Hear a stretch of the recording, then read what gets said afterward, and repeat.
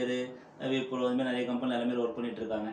So என்னோட நான் 2013 சரி ஓகே நம்ம அடுத்த சினிமாக்குள்ள ஒரு பயணன்றதுக்காக 2013 நான் வந்துட்டு என்னோட பிரைவேட் கம்பெனி ஜாப்பை நான் க்ளோஸ் பண்ணணும்னு ஆசைப்பட்டேன்.